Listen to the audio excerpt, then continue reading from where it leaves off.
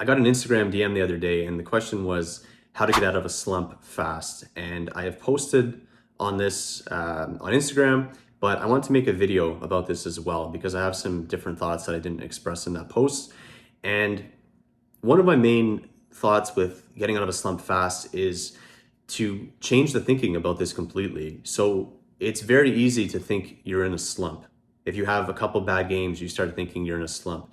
And I really believe strongly in the placebo effect. So you can make yourself think something, whether it's good or bad, even if it's not necessarily true. So it's very easy in this context to have a bad game, and then the next game, you start thinking, I hope I don't have another bad game again. Maybe you let in 5 goals the first game, it was a bad game, you're upset about it. You go into the next game, and a minute into the game, the puck's in your zone, and you start thinking, oh, it would be really bad if I let in a goal right now. It would be really bad if I had another bad game and I had 2 bad games in a row. So what happens there is you already start thinking in a negative way. You start thinking that you don't want to screw up, and that is the wrong way to think about things. You're not approaching it with a winning mentality. You're not approaching it with the mentality of, I want to go out there and play hard and have fun. It sounds cliche, but it's true. You start thinking about not screwing up and being perfect. And I think that's the worst thing you can do. Our thoughts are very powerful, and if we start thinking we're in a slump, then that will negatively impact us in many other ways. And we start overreacting to a bad game or a bad goal.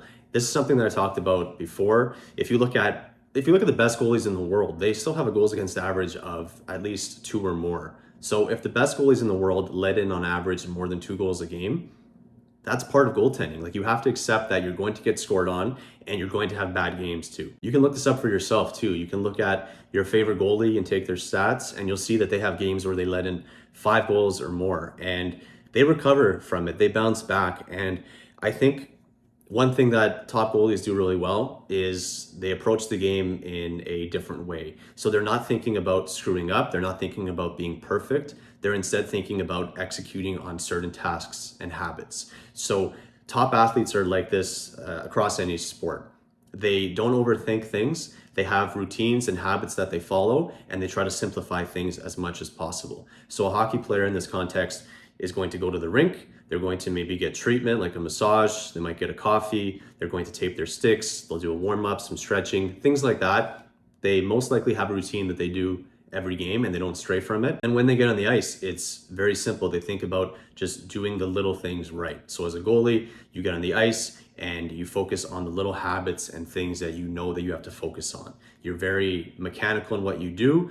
You're not overthinking anything. You're just playing the game with intuition, and you're following the important things that you know you have to follow. So for example, if the puck is in your zone, say it's a minute or 2 into the game, the puck comes into your zone, you're not thinking it would be really bad if I got scored on here. You're instead thinking, who's on the ice? Are there any players I have to watch out for? Is the person on the point, is the defenseman left-handed, for example? So if there's a face-off, the right D, if you're watching what hand they shoot, you can tell what happens if the puck's gonna go back to them. So if the puck goes back to that defenseman, they pass across to the other D, what hand does that player shoot with? If they are left-handed, it is most likely not going to be a one-timer, and you have a little bit more time.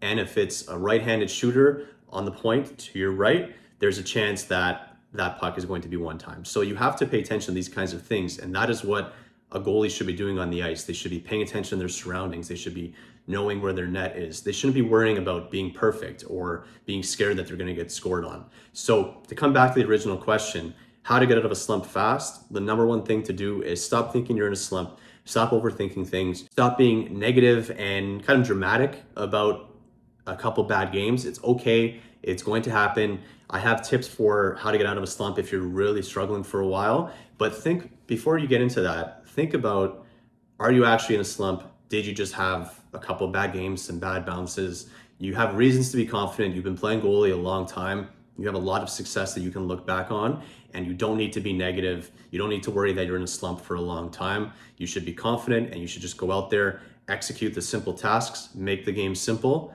and have fun, and stop worrying about a negative performance. Other quick tips I have that I can share here are to pretend you're your favorite NHL goalie. So get out of your own head, pretend you're someone else, take that pressure and put it on a different goalie, whoever it is you like in any league, and Another tip I have is to change your routine. Do something a little bit different, be unique in how you approach the game, change things up. If you listen to a certain type of music, maybe change that music to something else, do different things at the rink. Just change your routine, break out of that habit and try to kickstart something new.